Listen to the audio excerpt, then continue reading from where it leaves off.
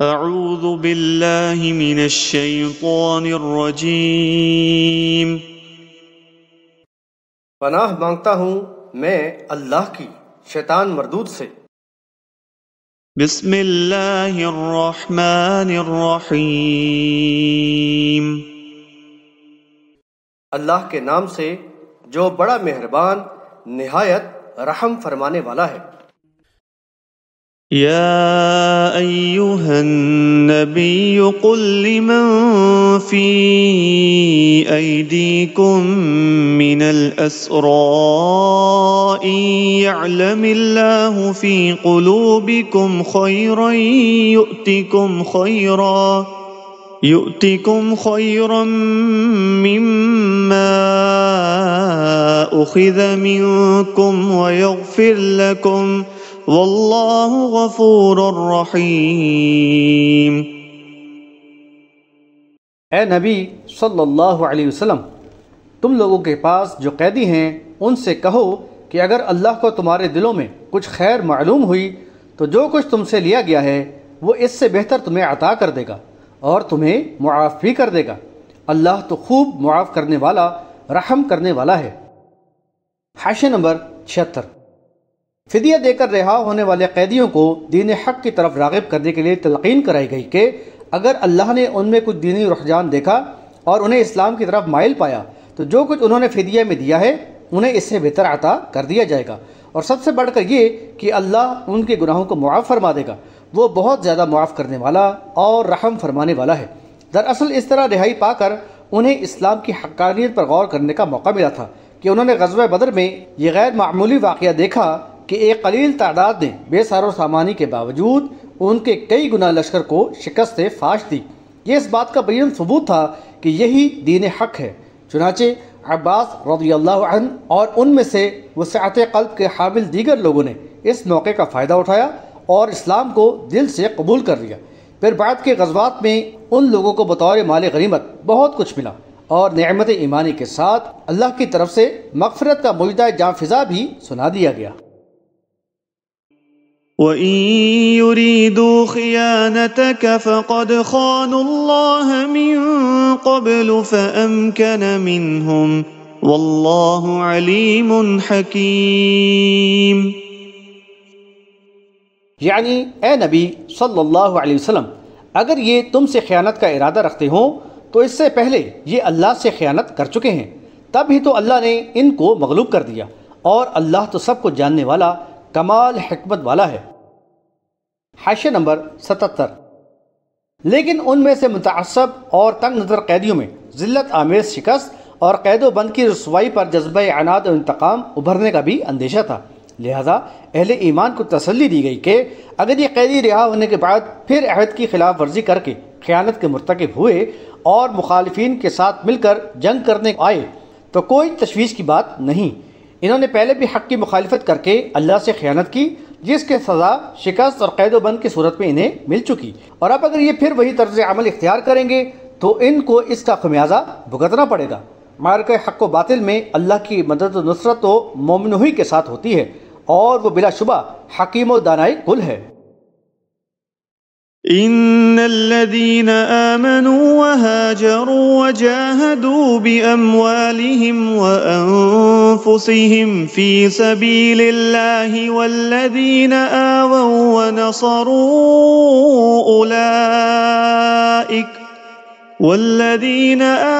ونصروا أولئك بعضهم أولياء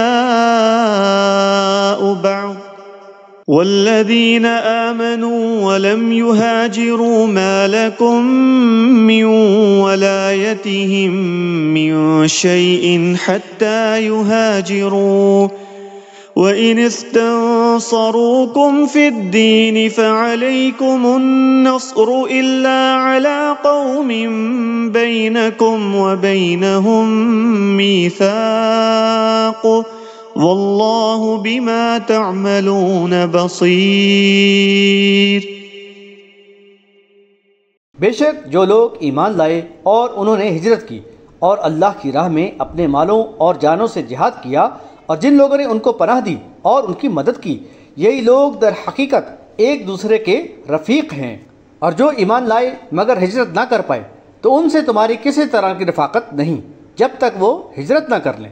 اگر وہ دین کے معاملے میں تم لوگوں سے مدد چاہیں تو تم پر ان کی مدد کرنا لازم ہے، مگر کسی ایسی قوم کے خلاف یعنی ان کی مدد نہ کرنا جس کے اور تمہارے درمیان معاہدہ ہو، اور جو کچھ تم کرتے ہو اللہ اسے خوب دیکھنے والا ہے۔ حاشیہ نمبر 78۔ اس وقت مدینہ دارالاسلام تھا اور ہر طرف سے آنے والے ایمان والوں کی جائے پناہ، اس کے سوا بقیہ عرب علاقہ دارالکفر تھا۔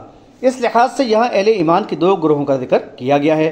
پہلا گروہ ایمان لا کر ہجرت کر کے دارالاسلام مدینہ آنے والے اور اسلام کی سربلندی کے لیے جان و مال سے جہاد کرنے والے مہاجرین اور ان کو پناہ دینے والے اور ان کی مدد کرنے والے انصار پر مشتمل تھا۔ یہ مارکہ حق و باطل میں ساتھ تھے اور صحیح معنوں میں ایک دوسرے کے رفیق، ہمدرد و غمگسار تھے۔ نبی صلی اللہ علیہ وسلم نے مواخات کا سلسلہ قائم کیا جس کے تحت مہاجرین و انصار کو بھائی بھائی بنا دیا۔ بحوالہ بخاری کتاب التفسیر سورۃ النساء باب وَلِكُلٍّ جَعَلْنَا مَوَالِی۔ سورہ حجرات میں مومنوں کو ایک دوسرے کا بھائی کہا گیا ہے، بحوالہ سورۃ الحجرات آیت نمبر 10، اور سورہ توبہ میں انہیں ایک دوسرے کا ولی، مددگار و دوست بتایا گیا ہے، بحوالہ سورۃ التوبہ آیت نمبر 71۔ اولیاء جمع ہے ولی کی، جس کے معنی دوست یا مددگار کے ہوتے ہیں، اور یہ رفاقت و قرابت کے معنی میں بھی استعمال ہوتا ہے۔ ابتداء میں مہاجر و انصار کی مواخات میں مومنوں کو وراثت میں بے حقدار رکھا گیا تھا، لیکن بعد میں یہ حکم منسوخ ہو گیا، جیسا کہ صحیح بخاری کی ہی مذکورہ بالا روایت سے ثابت ہے۔ دوسرے گروہ میں وہ لوگ تھے جو ایمان تو لے آئے لیکن انہوں نے ہجرت نہیں کی۔ ان کی اپنے خاندان، عزیز و اقارب سے محبت اور تعلق خاطر اللہ کے دین کے لیے ہجرت اور جہاد فی سبیل اللہ میں مانے رہا، چنانچہ وہ دارالاسلام میں آ کر اللہ کے رسول صلی اللہ علیہ وسلم کے ساتھ رہنے پر دارالکفر میں رہنے کو ہی ترجیح دیتے رہے۔ حاشیہ نمبر 79۔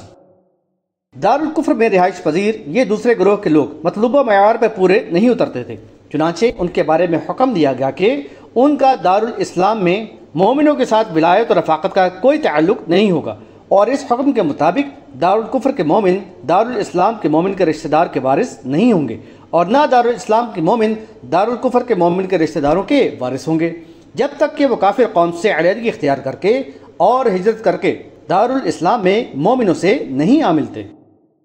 حاشیہ نمبر 80۔ درج بالا عدم ولایت کے حکم کے باوجود اگر دارالکفر کے ایمان والوں کو دین و ایمان کے معاملے میں کفار کے ہاتھوں ظلم و زیادتی کا سامنا ہو اور وہ دارالاسلام مومن بھائیوں سے مدد کے طلبگار ہوں تو ایسی صورت میں ان کی مدد کرنا ضروری ہوگا، لیکن اگر اس معاملے میں کسی ایسی قوم کے خلاف کارروائی کرنا پڑے جس کے ساتھ پہلے سے میثاق امن یعنی پختہ معاہدہ امن موجود ہو تو پھر ان کی مدد نہ کی جائے، کیونکہ اسلامی نقطہ نظر سے معاہدے کی خلاف ورزی نہیں کی جا سکتی۔ والذین کفروا بعضهم اولیاء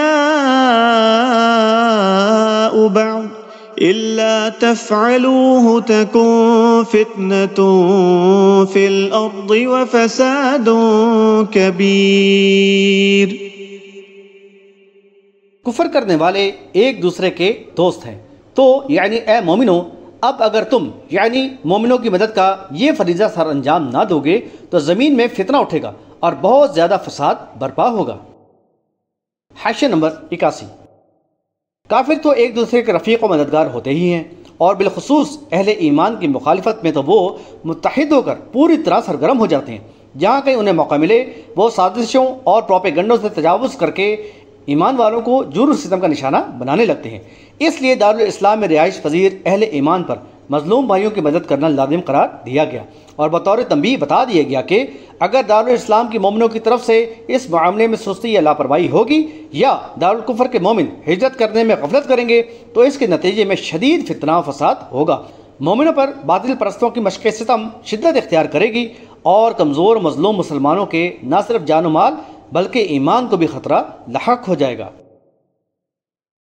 والذین آمنوا وهاجروا وجاهدوا في سبيل الله والذین آووا ونصروا أولئك هم المؤمنون حقا لهم مغفرة ورزق کریم۔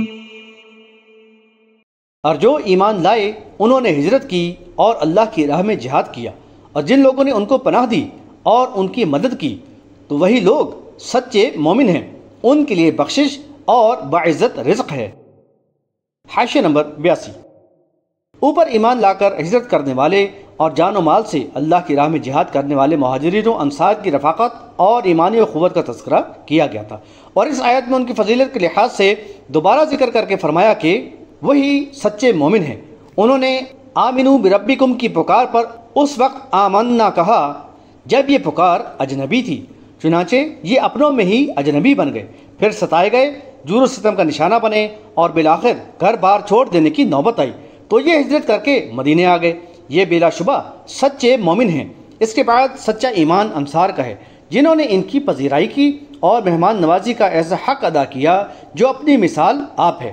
قرآن میں اس کو سراہا گیا ہے، چنانچہ فرمایا اور اپنے اوپر ان یعنی مہاجرین کو ترجیح دیتے ہیں چاہے خود ان کی کیسی ہی سخت ضرورت ہو، بحوالہ سورۃ الحشر آیت نمبر 9۔ اس آیت کے شان نزول میں ابو ہریرہ رضی اللہ عنہ کی روایت ہے کہ نبی صلی اللہ علیہ وسلم کے پاس ایک مہمان آیا جو بھوکا تھا، لیکن نبی صلی اللہ علیہ وسلم کے گھر میں کچھ نہ تھا۔ ایک انصاری صحابی انہیں اپنے گھر لے گئے۔ بیوی نے بتایا کہ صرف بچوں کی خوراک ہے۔ باہم مشورہ کیا کہ بچوں کو بھوکا سلا دیں اور ہم بھی بھوکے سو جائیں، البتہ مہمان کو کھلاتے وقت چراغ بجھا دینا تاکہ اسے ہمارے بارے میں پتہ نہ چلے کہ ہم کھانا نہیں کھا رہے۔ صبح وہ صحابی جب رسول صلی اللہ علیہ وسلم کی خدمت میں حاضر ہوئے تو نبی صلی اللہ علیہ وسلم نے ان سے فرمایا کہ اللہ تعالیٰ نے تم دونوں کی شان میں یہ آیت نازل فرمائی ہے، وَيُؤْثِرُونَ عَلَىٰ۔ پھر ان انصار و مہاجرین نے متحد ہو کر جان و مال سے اللہ کی دین کی سربلندی کے لیے جہاد کیا۔ اللہ کی نظر میں سچے مومن تو وہی ہیں جو اللہ اور رسول پر ایمان لائیں اور پھر شک و شبے میں نہ پڑیں اور اپنے جان و مال سے اللہ کی راہ میں جہاد کریں۔ ملاحظہ ہو سورۃ الحجرات آیت نمبر 15۔ انہی کے لیے مغفرت اور باعزت رزق کا وعدہ ہے۔ والذین آمنوا من بعد وهاجروا وجاهدوا معكم فأولئك منكم وأولو الأرحام بعضهم أولى ببعض في كتاب الله إن الله بكل شيء عليم۔ اور جو لوگ اس کے بعد ایمان لائیں، ہجرت کریں اور تمہارے شانہ بشانہ جہاد کریں تو یہ لوگ تم ہی میں سے ہیں، لیکن خون رشتہ دار اللہ کے حکم میں ایک دوسرے پر زیادہ حق رکھتے ہیں، یقیناً اللہ ہر چیز کا جاننے والا ہے۔